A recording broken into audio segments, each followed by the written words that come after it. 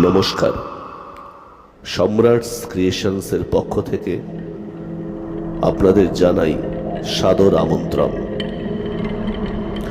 বিশ্ববরেণ্য সাহিত্যিকদের রচনা সম্ভারে সাজানো সম্রাটের গল্প আসরে এ মাসের নিবেদন সত্যজিৎ রায়ের প্রফেসর হিজিবিজবিজ।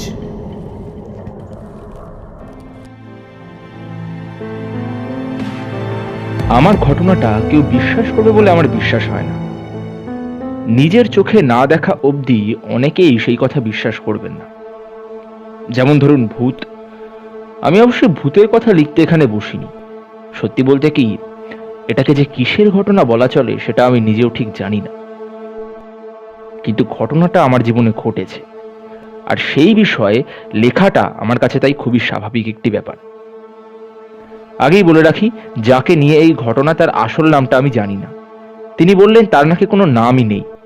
শুধু তাই না, নাম নিয়ে একটা ছোটখাটো লেকচারও আমায় দিয়ে ফেললেন তিনি। শেষটায় অবশ্যই তাকে প্রফেসর হিজিবিজবিজ বলে ডাকাই ঠিক হলো। কেন, সেটা পরে সময় মতো বলছি। তার আগে একটু গোড়ার কথা বলে নেওয়া দরকার।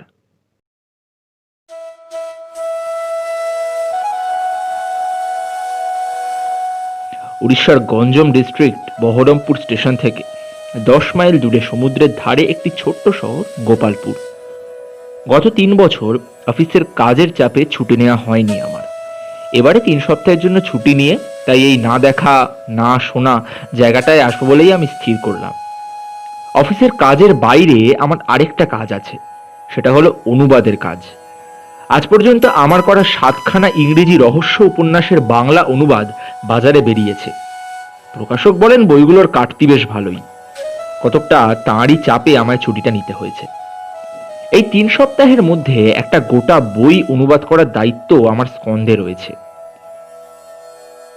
গোপালপুরে এর আগে কখনো আসিনি। বাছাইটা যে ভালোই হয়েছে সেটা প্রথম দিন থেকেই বুঝতে পেরেছি। এমন নিরিবিলি অথচ মনোরম জায়গা খুব কমই দেখেছি জীবনে। যে হোটেলে এসে উঠেছি তাতে আমি ছাড়া আছেন আর একটি মাত্র প্রাণী, এক বৃদ্ধ আর্মেনিয়ান। নাম মিস্টার অ্যারাটুন। তিনি থাকেন হোটেলের পশ্চিম প্রান্তের ঘরে, আর আমি থাকি পূর্ব প্রান্তে। হোটেলের লম্বা বারান্দায় ঠিক নিচ থেকেই শুরু হয়েছে বালি। 100 গজের মধ্যেই সমুদ্রের ঢেউ এসে সেই বালির উপর আছড়ে পড়ছে। লাল কাঁকড়াগুলো মাঝে মাঝে বারান্দায় উঠে এসে ঘোরাফেরা করে। আমি ডেক চেয়ারে বসে সেসব সুন্দর দৃশ্য উপভোগ করি আর লেখার কাজ করি। সন্ধ্যায় অবশ্য ঘন্টা 2-এর জন্য কাজ বন্ধ রাখি ওই বালির ওপর হাঁটতে বেরোবার জন্যে। প্রথম 2 দিন সমুদ্রের তীর ধরে পশ্চিম দিকটায় গেছি। তৃতীয় দিন মনে হলো একবার পূব দিকটাতেও যাওয়া দরকার। বালির ওপর আদ্যিকালের নোনা ধরা পোড়া বাড়িগুলো ভারী অদ্ভুত লাগে। মিস্টার অ্যারাটুন বলেছিলেন এগুলো নাকি প্রায় 300-400 বছরের পুরনো। এককালে গোপালপুর নাকি ওলন্দাজদের একটা ঘাঁটি ছিল। এসব বাড়ি নাকি বেশিরভাগই সেই সময়কার। দেয়ালের ইটগুলো চ্যাপ্টা আর ছোট ছোট। দরজা জানলার বাকি রয়েছে শুধু ওই ফাঁকা স্থানগুলো, আর ছাদ বললেও ছাউনির চেয়ে ফাঁকাটাই বেশি। একটা বাড়ির ভিতর ঢুকে দেখেছি, ভারী থমথমে মনে হয়। পূব দিকে কিছু দূর গিয়ে দেখলাম এক জায়গায় বালির অংশটা অনেকখানি চওড়া হয়ে গেছে, আর তার ফলে শহরটাও সমুদ্র থেকে অনেকটা দূরে পিছিয়ে গেছে। প্রায় সমস্ত জায়গাটা জুড়ে কাত করে শোয়ানো রয়েছে অন্তত 100 খানেক নৌকা। বুঝলাম এইগুলোতেই নুলিয়ারা সকালে মাছ ধরতে বেরোয়।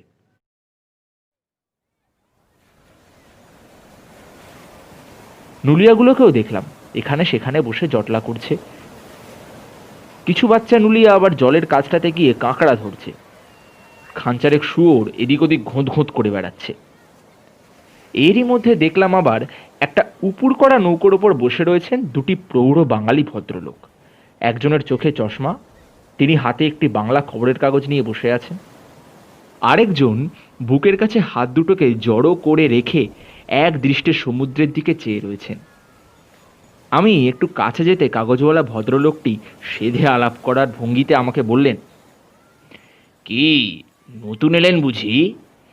আগে হ্যাঁ, এই দুদিন হলো। সাহেব হোটেলে উঠেছেন নাকি? আমি একটু হেসে বললাম, তা আপনারা কি এখানেই থাকেন? বললেন, আমি থাকি। 26 বছর হলো আমার গোপালপুরে, বুঝলে। এই নিউ বেঙ্গলিটা তো আমারই হোটেল। অবশ্য ঘনশ্যামবাবু আপনার মতোই চেঞ্জে এসেছেন। আমি আচ্ছা বলে আলাপ শেষ করে এগোতে যাব এমন সময় ভদ্রলোক আরেকটা প্রশ্ন করে বসলেন। ওদিকটায় কোথায় যাচ্ছেন? বললাম, এমনি একটু বেড়াতে যাব আর কি। ভদ্রলোক বললেন, কেন বলুন তো? আচ্ছা, মুশকিলে পড়া গেল। বেড়াতে যাচ্ছি কেন নাকি সেটাও তাকে বলতে হবে। ভদ্রলোক ইতিমধ্যে উঠে দাঁড়িয়েছেন। একটু আলো কমে এসছে। আকাশের উত্তর পশ্চিম কোণে একটা কালচে নীল মেঘের চাবড়া জমাট বেঁধেছে। ভদ্রলোক বললেন, বছরখানেক আগে হলে আমার কিছু বলার ছিল না। যেখানে মন চায় নির্ভয় ঘুরে আসতে পারতেন। কিন্তু ওই গত সেপ্টেম্বরে, বুঝলেন, পূব দিকে নুলিয়া বস্তি ছাড়িয়ে মাইলখানেক দূরে একটা প্রাণী এসে আস্থানা গেড়েছে। এই পোড়ো বাড়িগুলো দেখছেন, ওরই মতো একটি বাড়িতে। আমি অবশ্যই নিজে দেখিনি সেই বাড়ি। এখানকার পোস্টমাস্টার মহাপাত্র বলেছিল নাকি দেখেছে। আমি জিজ্ঞাসা করলুম, সাধু সন্ন্যাসী গোছের কেউ নাকি? আপদেই না। তবে তিনি যে কি সেটা মশাই জানতে পারিনি। মহাপাত্র বললে ওই বাড়িটার ফাটা ফুটো নাকি সব তেরপল দিয়ে ঢেকে ফেলেছে। ভেতরে কি হয় কেউ জানে না। তবে ছাতের একটা ফুটো দিয়ে নাকি বেগনে ধোঁয়া বেরোতে দেখা গেছে মশাই। বাড়িটা না দেখলেও লোকটাকে আমি নিজে দেখেছি দুবার। আমি ঠিক সেদিনকে এইখানটাতেই বসেছিলাম, বুঝলেন, আর ও হেঁটে যাচ্ছিল আমার ঠিক সামনে দিয়েই। পরনে হলদে রঙের কোট প্যান্টুলুন, গোঁফদাড়ি নেই, মাথায় গুচ্ছের ঝাঁকড়া চুল। হাঁটবার সময় কি জানি বিড়বিড় করছিল আপন মনে। এমনকি একবার যেন গলা ছেড়ে হাসতেও শুনল।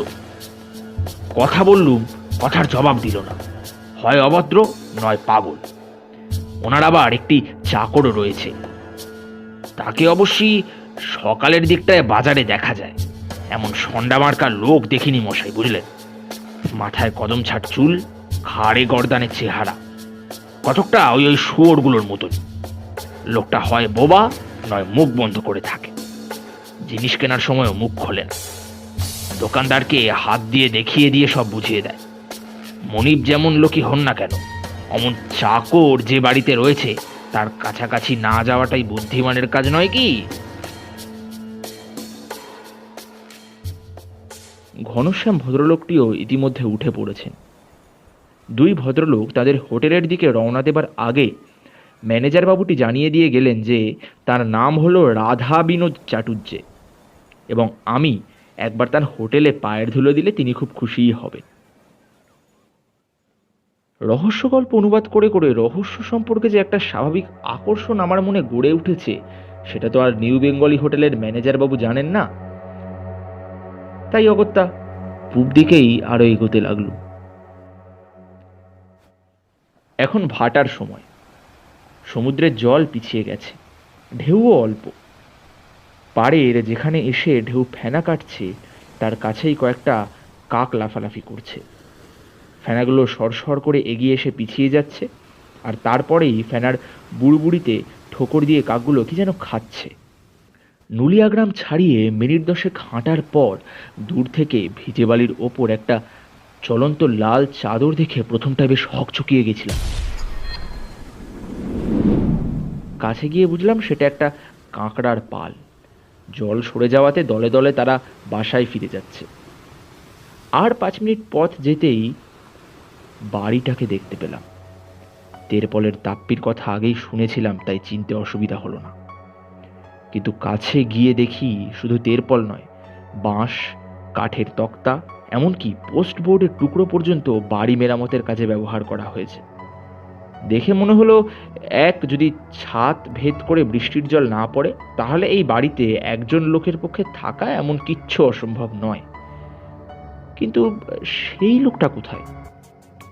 মিনিটখানেক দাঁড়িয়ে থেকে মনে হলো সে যদি সত্যিই ছিটগ্রস্ত হয় আর তার যদি সত্যিই একটা সন্ডা মার্কা চাকর থেকে থাকে, তাহলে আমি যেভাবে উগ্র কৌতূহল নিয়ে বাড়িটার দিকে হাঁ করে চেয়ে আছি সেটা বোধহয় খুব বুদ্ধিমানের কাজ হচ্ছে না। তার চেয়ে কিছুটা দূরে গিয়ে অন্যমনস্কভাবে পায়চারি করলে কেমন হয়? এত দূর এসে লোকটাকে একবার অন্তত চোখের দেখা না দেখেই ফিরে যেতে হবে নাকি? তবে এসব ভাবতে ভাবতেই হঠাৎ খেয়াল হলো যে বাড়ির সামনের দরজার ফাঁকাটার পিছনে অন্ধকারের মধ্যে কি যেন একটা নড়ে উঠল, আর তারপরেই একটা ছোট্টখাট্ট বেঁটে লোকের চেহারা দেখতে পেলাম। লোকটা বাইরে বেরিয়ে এসছে। বুঝতে বাকি রইল না যে ইনি হলেন বাড়ির মালিক, আর ইনি বেশ কিছুক্ষণ থেকে অন্ধকারের সুযোগ নিয়ে আমাকে পর্যবেক্ষণ করছিলেন।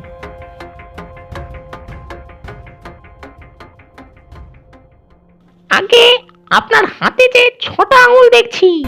হঠাৎ মিহি গলায় কথা এলো। কথাটা ঠিক, আমার হাতের বুড়ো আঙুলের পাশে জন্ম থেকেই একটা বাড়তি আঙুল রয়েছে যেটা কোনো কাজ করে না, কিন্তু ভদ্রলোক অত দূর থেকে সেটা বুঝলেন কি করে? এবার আরো কাছে এলে পরে বুঝলাম তাঁর হাতে রয়েছে একটা আদ্যিকালের একচোখা দূরবীন, আর সেইটা দিয়েই নির্ঘাত এতক্ষণ তিনি আমাকে স্টাডি করছিলেন। ভদ্রলোকের গলার স্বর অত্যন্ত মিহি। এত বয়সের লোকের এমন গলা আমি কখনো শুনিনি। আসুন না, বাইরে দাঁড়িয়ে কেন, ভিতরে আসুন। কথাটা শুনে আমি রীতিমতো অবাক হলাম। রাধা বিনোদবাবুর কথায় আমার লোকটা সম্পর্কে একেবারে অন্যরকম ধারণা হয়েছিল। এখন দেখছি দিব্যি খোশ মেজাজি ভদ্রলোক। আমার চেয়ে এখনো হাত 10 দূরে দাঁড়িয়ে রয়েছেন ভদ্রলোক। সন্ধ্যার আলোতে তাকে ভালো করে দেখতে পাচ্ছিলাম না, অথচ দেখার ইচ্ছাটাও যে প্রবল। তাই তার অনুরোধে আপত্তি আর করতে পারলাম না। একটু একটু সাবধানে, হ্যাঁ। এই আপনি হচ্ছেন লম্বা মানুষ, আমার দরজাটা আবার। হেঁট করে মাথা মাছিয়ে ভদ্রলোক আস্তানায় আমায় নিয়ে প্রবেশ করালেন। একটা পুরনো মেটে গন্ধর সঙ্গে সমুদ্রের স্যাঁতস্যাঁতে গন্ধ আর আরেকটা কি জানি অচেনা গন্ধ মিশে একটা পাঁচমেশালি জোড়াতালি বাড়ির সঙ্গে বেশ খাপ খেয়ে গেছে। এদিকটায় আসুন, এদিকটা ডান দিকটায় আমার কাজের ঘর, বুঝলেন। ডান দিকের দরজার ফাঁকাটা দেখলাম একটা বড় কাঠের তক্তা দিয়ে বেশ পোক্তভাবেই বন্ধ করা রয়েছে। আমরা বাঁ দিকের ঘরে ঢুকলাম। এটাকে বোধহয় বৈঠকখানা বলা চলে। এক কোণে একটা কাঠের টেবিলের ওপর কিছু মোটা মোটা খাতাপত্র, গোটা তিনে কলম আর একটা দোয়াত, সাথে রয়েছে একটা আঠার শিশি, একটা বড় কাঁচি। টেবিলের সামনে একটা মরচে ধরা টিনের চেয়ার, একপাশে একটা বড় উপুর করা প্যাকিং কেস, আর ঘরের ঠিক মাঝখানে একটা বিরাট চেয়ার। এই শেষের আসবাবটি থাকা উচিত ছিল কোনো রাজবাড়ির বৈঠকখানায়। জাঁদরেল কাঠের ওপর জাঁদরেল কারুকার্য। আপনি এই বাক্সটায় বসুন, বুঝলেন, আমি ওই চেয়ারে গিয়ে বসছি। এই প্রথম একটা খটকা লাগলো। লোকটা বদ্ধ পাগল না হলেও একটু বেয়ারা রকমের খামখেয়ালি তো বটেই। তা না হলে একজন বাইরের লোককে নিজের বাড়িতে ডেকে এনে প্যাকিং বাক্সে বসতে দিয়ে নিজের সিংহাসনে বসে। অথচ জানলায় তেরপলের ফাঁক দিয়ে আসা সন্ধ্যার আলোতে তার চোখে কোনো পাগলামির লক্ষণ তো আমি দেখছি না, বরং বেশ একটু ছেলে মানুষের হাসি খুশি ভাব। আর সেই কারণেই লোকটার বেয়ারা অনুরোধ সত্ত্বেও তার উপর কোনো বিরক্তির ভাব এলো না। আমি প্যাকিং কেসটার ওপর গিয়ে বসলাম। তারপরে বলুন তো। ভদ্রলোক বললেন, আগে আমি এসেছি ছুটিতে কলকাতা থেকে। আমি মানে একজন লেখক। আমার নাম হলো হিমাংশু চৌধুরী। এদিকে এসেছিলাম বেড়াতে, তাই আপনার বাড়িটা চোখে পড়লো, সেই কারণে। আচ্ছা, বেশ বেশ বেশ, পরিচয়টা পেয়ে বেশ খুশি হলাম। তবে আমার কিন্তু আবার সব নাম টাম নেই। আবার খটকা। নাম নেই মানে? কথাটা তাকে জিজ্ঞেস করাতেই ভদ্রলোক নামের উপর লেকচারটা আমায় দিয়ে বসলেন। এই নাম নিয়ে কি হবে বলুন তো মশাই, নাম একটা ছিল একখানে, সেটার আর প্রয়োজন নেই। তাই বাদ দিয়ে দিয়েছি। আপনি এলেন, আলাপ করলেন, নিজের নামটা বললেন, তাই নামের প্রশ্নটা উঠছে। এমনিতে কেউ আসে না, আর চিঠিপত্র কাউকে লিখি না, কাগজে লেখা ছাপাই না, ব্যাংকে চেক সই করি না, কাজেই নামের প্রশ্নটা তো আসছেই না। একটা চাকর আছে, সেটাও বোমা। বোবা না হলেও সে নাম ধরে ডাকতো না, বলতো বাবু। ব্যাস, ফুরিয়ে গেল। এখন কথা উঠতে পারে আপনি কি বলে ডাকবেন, এটা নিয়েও ভাবছেন তো? অগত্যা সেই থেকেই তার নাম দিতে হলো প্রফেসর হিজিবিজবিজ। যদিও বা সেটা শেষ হবার পর আমাকে চুপ করে থাকতে দেখে ভদ্রলোক মুচকি হেসে বললেন, আমার কথাগুলো বোধহয় আপনার এই মনোপুত হলো না, তাই তো? একটা কথা তাহলে বলি আপনাকে, বুঝলেন? আমি নিজে কিন্তু মনে মনে আমার নামটা ঠিক করেই রেখেছি। অবশ্যই এই নামটা কাউকে বলিনি, কিন্তু আপনার কিনা 6টা আঙুল, তাই আপনাকে বলতে আপত্তি নেই। আমি ভদ্রলোকের দিকে চেয়ে রইলুম। ঘরে আলো ক্রমশ কমে আসছে। চাকরটাকে দেখছি না কেন? অন্তত একটা মোমবাতি বা কেরোসিনের আলো তো এই সময় ঘরে এনে রাখা উচিত। ভদ্রলোক এবার হঠাৎ তার মাথাটা একপাশে ঘুরিয়ে বললেন, আমার কানটা লক্ষ্য করেছেন কি আপনি? এতক্ষণ করিনি, কিন্তু এবার চোখে পড়তেই চমকে উঠলাম। মানুষের এরকম কান আমি কখনো দেখিনি। উপরের দিকটা গোল না হলেও ছুঁচলো, ঠিক যেমন শেয়াল কুকুরদের মতো। কান দেখিয়ে আমার দিকে ফিরে ভদ্রলোক হঠাৎ আরেকটা তাজ্জব ব্যাপার করে বসলেন। তার নিজের মাথার চুলটা ধরে দিলেন এক টান, আর তারপরেই সেটা হাতে খুলে এলো। অবাক হয়ে দেখি এক ব্রহ্মতালুর কাছে আর কানের পাশটাতে ছাড়া সারা মাথার কোথাও এক গাছি চুলও নেই। এই নতুন চেহারা আর তার সঙ্গে মিটমিটে চাহনিতে দুষ্টু হাসির ভাব দেখে আমার মুখ থেকে আপনা থেকেই কখন জানি না বেরিয়ে পড়ল, হিজিবিজবিজ। এক্স্যাক্টলি। ভদ্রলোক হাততালি দিয়ে খিলখিল করে হেসে উঠলেন। আপনি ইচ্ছা করলে ছবির সঙ্গে মিলিয়ে দেখতে পারেন কিন্তু। বললাম, আগে তার দরকার নেই। হিজিবিজবিজের চেহারা ছোটবেলা থেকেই মনে গেঁথে আছে আমার। আপনি চান তো স্বচ্ছন্দে এই নামটা ব্যবহার করতে পারেন কিনা, ঠিক আছে? অবশ্যই এটা কাউকে বলবেন না যেন। যদি বলেন তাহলে কিন্তু এই প্রথম যেন আমার একটু ভয় ভয় করতে লাগলো। লোকটা নিঃসন্দেহে পাগল কিংবা বেয়ারা রকমের ছিটগ্রস্ত। এই ধরনের লোককে বরদাস্ত করা ভারী কঠিন। সবসময় কি বলবে কি করবে ভেবে তটস্থ হয়ে থাকতে হয়। দুজনের একসঙ্গে চুপ করে থাকাটাও ভালো লাগছিল না, তাই নিজেই বললাম, আগে এই আপনার কানের ছুঁচলো অংশটার রং একটু অন্যরকম বলে মনে হচ্ছে আমার। তা তো হবেই। ভদ্রলোক বললেন, ওটা তো আর আমার নিজের নয়। এই জন্মের সময় তো আর আমার এরকম কান ছিল না, তাই না? তাহলে কি ওটা আপনার চুলের মতোই নকল? ভদ্রলোক আবার সেই খিলখিলে হাসিটা হেসে উঠলেন। আরে মোটেই না, মোটেই না। না, লোকটা নির্ঘাত পাগল। আমি বললাম, তাহলে ওটা কি? আচ্ছা, দাঁড়ান দাঁড়ান দাঁড়ান, আগে আমার চাকরের সঙ্গে আপনারা আলাপ করিয়ে দিই। একেও হয়তো আপনি চিনতে পারবেন। এতক্ষণ লক্ষ্য করিনি, কোন ফাঁকে জানি আরেকটি লোক পিছনের দরজায় এসে দাঁড়িয়েছে, তার হাতে একটা কেরোসিনের বাতি। এই সেই চাকর যার কথা রাধা বিনোদ বাবু বলেছিলেন। ভদ্রলোক হাতছানি দিয়ে ডাকলে পর সে নিঃশব্দে ঘরে ঢুকে টেবিলের উপর কেরোসিনের বাতিটা রাখলো। সত্যি এরকম সন্ডামার্কা লোক এর আগে দেখেছি বলে তো মনে পড়ছে না। লোকটার গায়ে একটা ডোরাকাটা ফতুয়া আর একটা খাটো করে পড়া ধুতি, পায়ের গুলি, হাতের মাসল, কবজির বেড়, বুকের ছাতি, গর্দানের বহর দেখলে স্তম্ভিত হতে হয়। অথচ লম্বায় লোকটা 5 ফুট 2-3 ইঞ্চির বেশি নয়।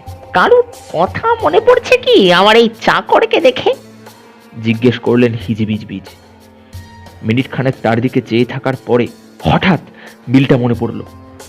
অবাক হয়ে বললাম, আরে, এ যে ষষ্ঠীচরণ। ঠিক ধরেছেন, ঠিক ধরেছেন, ঠিক ধরেছেন। ভদ্রলোক খুশিতে বসে বসেই নেচে উঠলেন।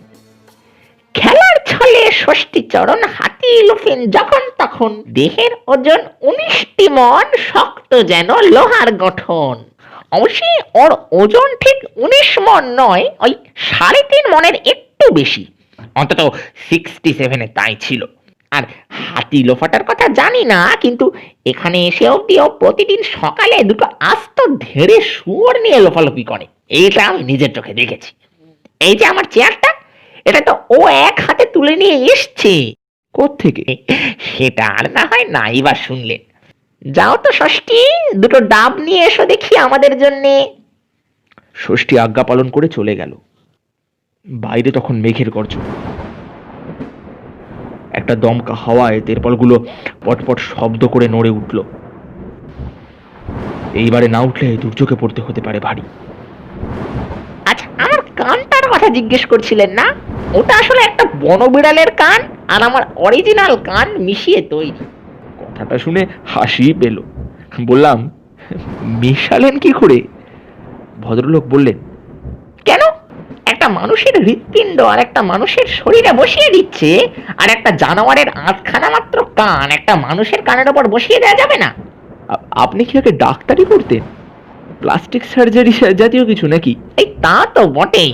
এই করতাম কেন, এই এখনো তো করি। তবে সে যেমন তেমন প্লাস্টিক সার্জারি নয়। আপনার ওই যে বাড়তি বুড়ো আঙুলটা, ওটা যদি আপনার না থাকতো তাহলে প্রয়োজনে ওটা লাগিয়ে দেওয়া আমার পক্ষে হতো জলের মতো সোজা। লোকটাকে অনেক চেষ্টা করলাম বড় ডাক্তার হিসেবে কল্পনা করতে, কিন্তু কিছুতেই পারলাম না। অথচ কানটার দিকে চোখ গেলে সত্যিই ভারী অদ্ভুত লাগছিল। কি বেমালুম ভাবে জোড়া লাগিয়েছে কানটা, বোঝার কোনো উপায় নেই। ভদ্রলোক আবার বললেন, এই ডাক্তারি আর বিজ্ঞানের বই ছাড়া জীবনে কেবলমাত্র 2টি বই আমি পড়েছি, আবোল তাবোল আর হজা পড়ালো। আর দুটোর মধ্যে এই যে ব্যাপারটা আমার সবচেয়ে বেশি মনে ধরেছে, সেটা হচ্ছে ওই প্রাণীগুলো যাদের বলা হয় আজগুমি কিম্ভূত। হ্যাঁ, এই যে সাধারণের বাইরে কিছু হলে বা করলে বা বললেই লোকে পাগলামি আর আজগুবি বলে উড়িয়ে দেয়, এটার কোনো মানেই হয় না। এই আমি তো ছেলেবেলায় মোমবাতি চুষে চুষে খেতাম, দিব্যি লাগতো খেতে, বুঝলেন? আর মাছি যে কত খেয়েছি, ধরে ধরে তার কোনো গুণাগুণি নেই। ষষ্ঠীচরণ এতক্ষণে ডাব নিয়ে এসেছে, তাই ভদ্রলোককে একটু থামতে হলো। দুটো কলাই করা গেলাস টেবিলের উপর রেখে তার উপর একটার পর একটা ডাব ধরে দুহাতের তেলো দিয়ে চাপ দিতেই সেগুলো মটমট করে ভেঙে ভিতরের জল পড়ে গেল। ডাবের জলে চুমুক দিয়ে ভদ্রলোক বললেন, ডাক্তারি পরে প্লাস্টিক সার্জারিতে স্পেশালাইজ করলাম কেন বলুন তো? কেন? আমার কৌতূহল বাড়ছিল। সেটা আর কিছুই না, ভদ্রলোকের কল্পনার দৌড় কদ্দূর সেটা একবার জানবার জন্য। হিজিবিজবিজ বললেন, কারণ শুধু ছবি দেখে মন ভরতো না, খালি ভাবতাম এমন জানোয়ার যদি সত্যি করেই থাকতো, কোথাও যে আছেই ওসব প্রাণী, সে বিষয়ে আমার কোনো সন্দেহ ছিল না। কিন্তু আমি তাদের চাইছিলাম আমার ঘরের মধ্যে, আমার হাতের কাছে, আমার চোখের সামনে। কি বলে, বুঝেছেন? আমি বললাম, না মশাই, বুঝিনি। এই ধরুন বকচ্ছপ, কি এই গিরগিটিয়া, কি হাঁসচাড়ু। বললাম, আচ্ছা বুঝেছি, তারপর? তারপর আর কি, শুরু করলাম গিরগিটিয়া দিয়ে। দুটোই হাতের কাছে ছিল, টিয়ার মুড়ো আর গিরগিটির ল্যাজ ঠিক যেমন বইয়ে রয়েছে। প্রথম বাজিতেই কিস্তিমাত, বেমালুম জোড়া লেগে গেল। কিন্তু জানেন এই ব্যাপারটা, ভদ্রলোক গম্ভীর হয়ে এক মুহূর্ত চুপ করে থেকে বললেন, বেশি দিন বাঁচলো না। খেতেই চায় না কিছু, না খেলে বাঁচবে কেমন করে বলুন তো? আসলে যা লেখা আছে সেটাই ঠিক, শরীরে শরীরে মিলে গেলেও মনের সন্ধিটা হতে চায় না। তাই এখন ধরে মুড়ো সন্ধিটা ছেড়ে অন্য এক্সপেরিমেন্ট ধরেছি আর কি। ভদ্রলোক হঠাৎ কেমন যেন অন্যমনস্ক হয়ে পড়লেন। ভাগ্যে ডাব খেতে দিয়েছে, চা বিস্কুট হলে সাহস করে মুখে তোলা যেত না। বাইরে ঝোড়ো হাওয়া বইতে শুরু করেছে। মেঘের গুড়গুড়ানিটাও ভালো লাগছে না আর।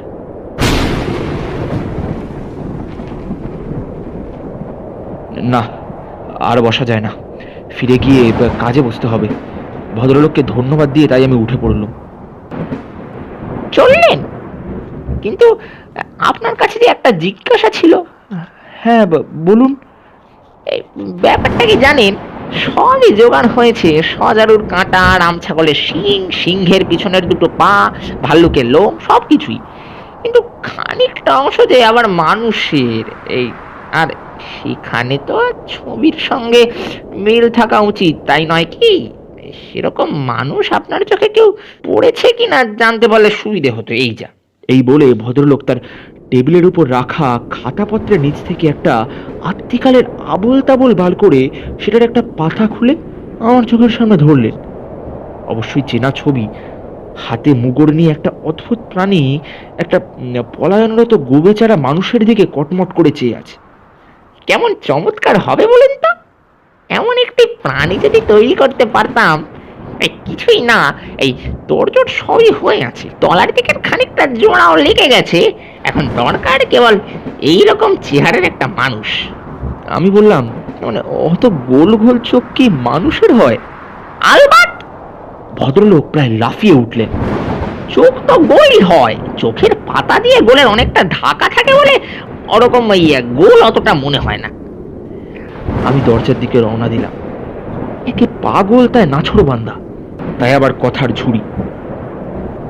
আচ্ছা, ঠিক আছে প্রফেসর হিজিবিজিবিজ, কাউকে নজরে পড়লে আমি জানাবো। হ্যাঁ, অতি অবশ্যই জানাবেন, বড্ড উপকার হবে তাহলে। আমি অবশ্যই নিজেও খুঁজছি। আচ্ছা, আপনি কোথায় উঠেছেন সেটা একবার বলুন তো। শেষের প্রশ্নটা না শোনার ভান করেই অন্ধকারে বেরিয়ে পড়লাম, আর বেরিয়েই তারপরে দৌড়। ভিজতে আপত্তি নেই, কিন্তু ঝড়ের সঙ্গে যে বালি ওড়ে সেটা নাকে চোখে ঢুকে বড় বিশ্রী অসুবিধার সৃষ্টি করে। কোনো রকমে বাঁচিয়ে হাত দুটোকে মুখের সামনে রেখে চোখটাকে বাঁচিয়ে হোটেলে যখন ফিরছি, তখন বৃষ্টি শুরু হয়ে গেছে। ঘরে ঢুকে সুইচ টিপে দেখি বাতি জ্বলছে না। বারান্দায় বেরিয়ে হাঁক দিয়ে বেয়ারাকে ডাকতে যাব, কিন্তু সেটার আর প্রয়োজন হলো না। বেয়ারা মোমবাতি নিয়ে আমার ঘরের দিকেই আসছে। কি ব্যাপার জিজ্ঞেস করতে বলল, বেশি ঝড় বৃষ্টি হলে নাকি বাতি নিভে যাওয়াটা গোপালপুরের একটা সাধারণ ঘটনা। 8টার মধ্যে খাওয়া শেষ করে খাটে বসে টিমটিমে আলোকে লেখার কাজ শুরু করতে গিয়ে বুঝতে পারলাম মনোযোগে ব্যাঘাত ঘটছে।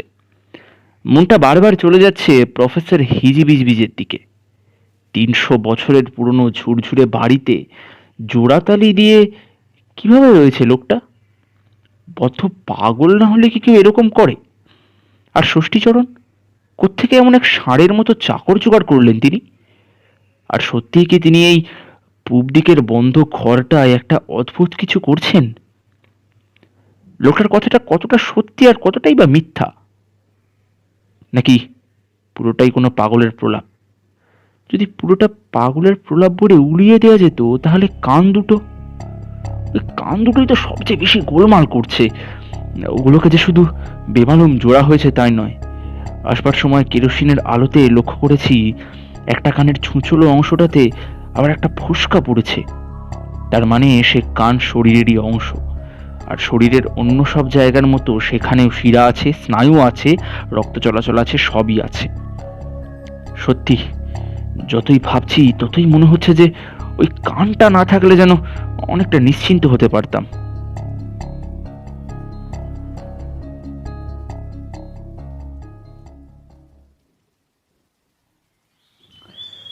পরদিন সকালে 5:30টায় ঘুম থেকে উঠে দেখি রাতারাতি মেঘ কেটে গেছে। চা খেতে বসে হিজিবিজবিজের কথা মনে করে ভারী হাসি পাচ্ছিল। ব্যাপারটা আর কিছুই না, কেরোসিনের আলোয় অর্ধেক দেখেছি আর অর্ধেক কল্পনা করেছি। হোটেলে ফিরে এসেও পেয়েছি সেই একই অন্ধকার, তাই মন থেকে খটকার ভাবটা কাটবার সুযোগ পায়নি। আজ বালির উপর সকালের রোদ আর শান্ত সমুদ্রের চেহারা দেখে মনে হলো লোকটা খ্যাপা ছাড়া আর বিশেষ কিছুই নয়। পায়ের তলায় গোড়ালির কাছে একটা চিনচিনে ব্যথা অনুভব করছিলাম। পরীক্ষা করে দেখলাম একটা জায়গায় ছোট্ট একটা কাটার দাগ। বুঝলাম কাল অন্ধকারে বাড়ির উপর দিয়ে দৌড়ে আসার সময় ঝিনুক জাতীয় কিছুর আঁচড় লেগেছে পায়। সঙ্গে ডেটল আয়োডিন কিছুই আনিনি, তাই 9টা নাগাদ একবার বাজারের দিকে গেলাম। বাজারে যাওয়ার রাস্তাটা নিউ বেঙ্গলি হোটেলের সামনে দিয়ে গেছে। হোটেলের সামনেই বারান্দায় কালকের ঘনশ্যাম বাবুকে দেখলাম একজন ফেরিওয়ালার কাছ থেকে একটা প্রবাল নিয়ে নাড়াচাড়া করে দেখছেন। আমার পায়ের আওয়াজ শুনে ভদ্রলোক মুখ তুললেন, আর তুলতেই আমার বুকের ভিতরটা কেমন যদি ধড়াস করে উঠল। এই যে সেই আবল তাবলের মুখ, যে মুখের খোঁজ করছেন ওই উন্মাদ প্রফেসর হিজিবিজবিজ। কোনো সন্দেহ নেই, সেই থ্যাবড়া নাকের নিচে দুপাশের ছিটকে থাকা লম্বা পাকা গোঁফ, লম্বা গলার দুপাশে ঠিক ছবির মতো করে বেরিয়ে থাকা শিরা, এমনকি চ্যাপটা থুতনির নিচে কয়েক গোছা মাত্র চুলের ছাগলা দাড়িটা পর্যন্ত। আসলে কাল কেন জানি লোকটার হাব ভাব পছন্দ হয়নি বলে ওর মুখের দিকে ভালো করে তাকায়নি। আজকের চোখাচোখিটা হলো বটে, আর আমি একটা নমস্কারও করলাম, কিন্তু ভদ্রলোক দেখলাম সেটা গ্রাহ্যই করলেন না। ভারী অভদ্র তো। কিন্তু তাও লোকটার জন্য বড় দুশ্চিন্তা হলো। ওই পাগলের খপ্পরে কখনোই পড়তে দেওয়া যায় না একে। হিজিবিজবিজ বা তার চাকর যদি একে একবার দেখে তাহলে নির্ঘাত বগল দাবা করে নিয়ে যাবে এই ঝুরঝুরে বাড়িতে। আর তারপর যে কি করবে সেটা আমার গঙ্গাই জানেন। ঠিক করলাম বাজার ফেরতা একবার রাধা বিনোদ বাবুর সঙ্গে দেখা করে তাকে ব্যাপারটা খুলে বলবো। তাকে সাবধান করে দেবো তার হোটেলের একমাত্র অতিথিকে যেন তিনি একটু চোখে চোখে রাখেন।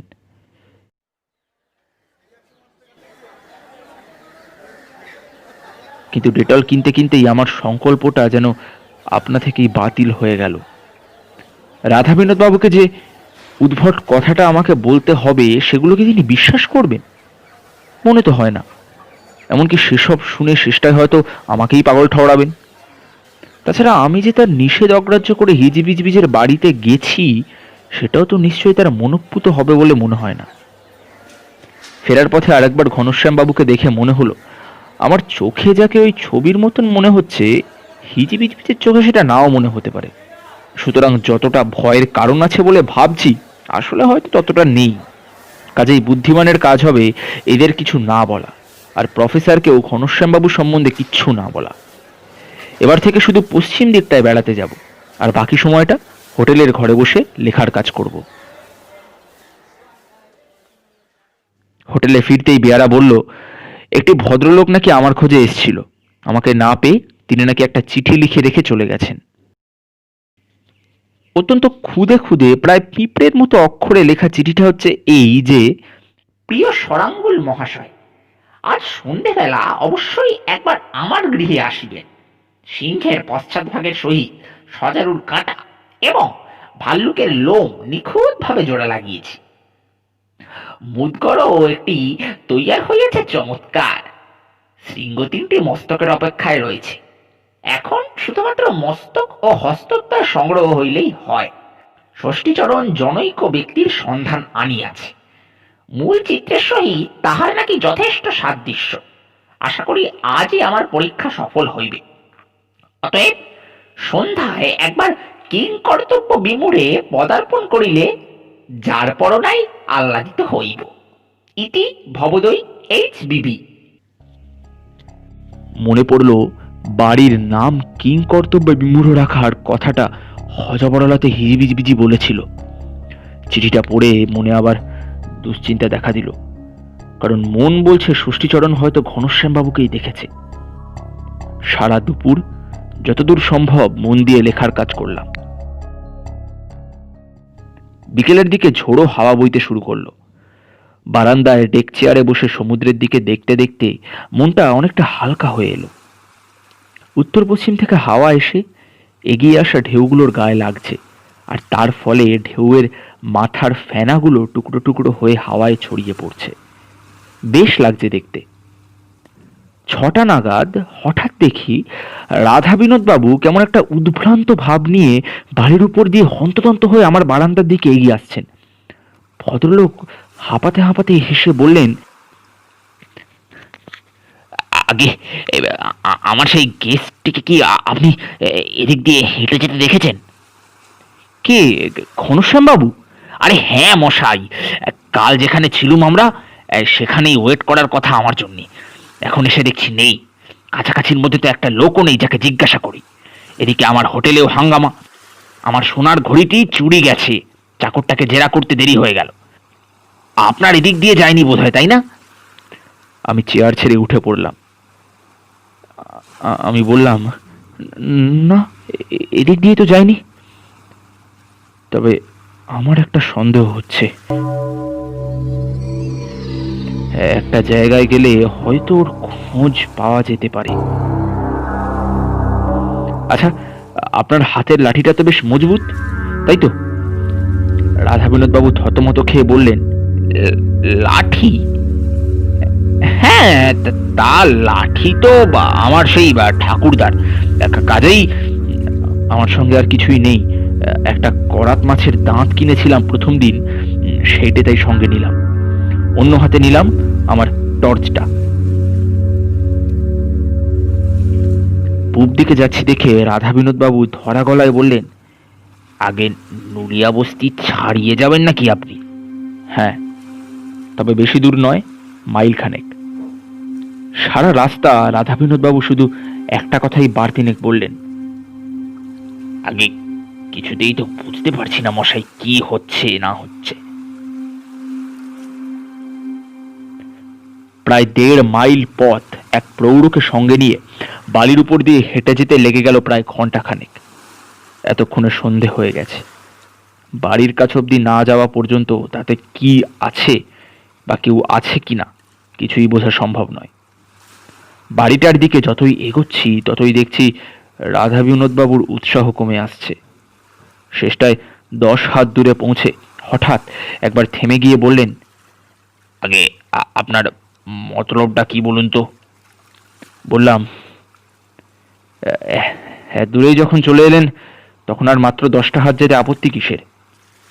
অগত্যা ভদ্রলোক এগিয়ে এলেন আমার পিছন পিছন।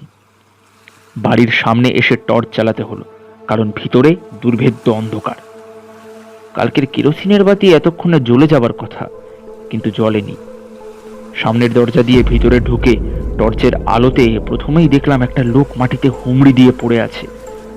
না, লোকটা মরেনি, কারণ তার বিশাল বুকটা নিঃশ্বাসে প্রশ্বাসে ওঠানামা করছে। এই যে সেই চাকরটা! খড়খড়ে গলায় বলে উঠলেন রাধা বিনোদ বাবু। আগে হ্যাঁ, ষষ্ঠীচরণ। ও বাবা, আপনি নামটাও জানেন নাকি? এ কথার উত্তর না দিয়ে বৈঠকখানায় ঢুকলাম।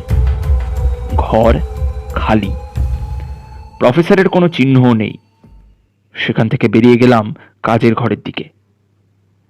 দরজাটা অর্ধেকটা খোলাই ছিল। ষষ্ঠীচরণকে ডিঙিয়ে তবে ভেতরে ঢুকতে হলো। বৈঠকখানার মতোই ঘরের আয়তন। একদিকে টেবিলের উপর স্তূপাকৃতি সরঞ্জাম, শিশি, বোতল, কাঁটা, ছুরি, ওষুধপত্র ইত্যাদি। একটা উগ্র গন্ধে ঘরটা কেমন জানি ভরে রয়েছে। এই গন্ধ আমি চিনি। ছেলেবেলায় চিড়িয়াখানায় জন্তুর খাঁচার সামনে দাঁড়িয়ে এই গন্ধ আমি পেয়েছি। আরে এই যে সে লোকটার পাঞ্জাবিটা রয়েছে দেখছি এখানে! রাধা বিনোদ বাবু চেঁচিয়ে উঠলেন। আজ সকালে পাঞ্জাবিটা আমিও দেখেছি। 3 কোয়ার্টার হাতা ব্রাউন রঙের পাঞ্জাবি, বুকের সাদা বোতাম। এটা যে ঘনশ্যাম বাবুরই পাঞ্জাবি তাতে কোনো সন্দেহ নেই। আর সেই পাঞ্জাবির পকেটে হাত ঢুকিয়ে এই ছমছমে অবস্থাতেও রাধা বিনোদ বাবু চমকে উঠে হাঁপ ছাড়লেন। তিনি তার সোনার ঘড়ি ফিরে পেয়েছেন। কিন্তু আগে এখানে সব কি হচ্ছে বলুন তো? হ্যাঁ, কিসের সরঞ্জাম ওইগুলো? পাঞ্জাবি রয়েছে, পকেটে ঘড়ি রয়েছে, কিন্তু সে বেটা মানুষটা গেল কোথায়? আরে সে বুড়োটাই বা গেল কোথায়? বললাম, আরে বাড়ির ভিতরে নেই সেটা তো বোঝাই যাচ্ছে।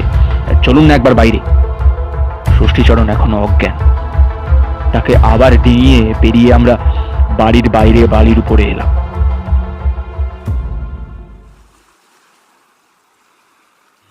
এবারে সমুদ্রের দিকে চাইতেই আবছা অন্ধকারে একটা মানুষকে দেখতে পেলাম।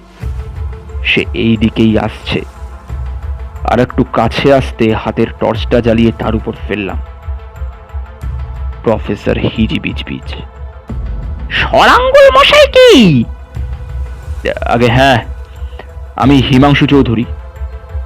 আই বাবা, আরেকটু আগে এলেন না কেন বলুন তো? ভদ্রলোক যেন গভীর আক্ষেপের সঙ্গে কথাটা বললেন। আমি জিজ্ঞাসা করলাম, কেন বলুন তো? ও তো চলে গেল, ছবির মতো মানুষ পেলাম। 1 ঘন্টায় জোড়া লেগে গেল। দিব্যি চলে ফিরে বেড়ালো, পরিষ্কার কথা বললো। ষষ্ঠীচরণ তো ভয় পাচ্ছিল বলে ওর মাথায় মুগুরের বাড়ি মারলো। তারপর চলে গেল সোজা ওই সমুদ্রের দিকে। একবার ভাবলুম ডাকি, কিন্তু নাম তো নেই, কি বলে ডাকবো? মানুষের মাথা, সিংহের পা, সজারুর পিঠ, রাম ছাগলের শিং, অথচ জলে যে গেল কেন সেটাই বুঝতে পারলুম না। কথাটা বলতে বলতে ভদ্রলোক তাঁর অন্ধকার বাড়ির দিকে ঢুকে গেলেন। আমার হাতের টর্চটা এতক্ষণ তাঁর উপর ফেলা ছিল। এখন হাতটা নিচে নামাতে চোখ পড়ল বাড়ির উপর পায়ের ছাপ, টাটকা পায়ের ছাপ। পা তো নয়, থাবা। ছাপ ধরে আলো ফেলে এগিয়ে গেলাম। ক্রমে ভিজে বালি এলো, তাদের ছাপ আরো গভীর। কাঁকড়ার গর্তের পাশ দিয়ে, অজস্র ঝিনুকের উপর দিয়ে থাবার ছাপ ক্রমে জলের দিকে গিয়ে সমুদ্রে হারিয়ে গেছে। এতক্ষণে রাধা বিনোদবাবু কথা বললেন। সবই তো বুঝলাম, ইনি তো বদ্ধ পাগল, আপনিও হয়তো হাফ পাগল। আর কিন্তু আমার হোটেলের বাসিন্দা ওই বেটা বাসপাড়টা কোথায় গেল বলুন তো? হাত থেকে কলাত মাছের দাঁতটা জলে ফেলে দিয়ে হোটেলের দিকে পা বাড়িয়ে বললাম, সেইটা না হয় পুলিশকেই তদন্ত করতে বলুন। পাঞ্জাবিটা যখন এখানে পাওয়া গেছে তখন এখানেই দেখতে বলুন। তবে আমার আশঙ্কা হচ্ছে যে রহস্যের কুল কিনারা করতে গিয়ে ওই পুলিশ বাবাজিরও শেষটায় না আমার মতনই দশা হয়, অর্থাৎ কিং কর্তব্য বিমূঢ়।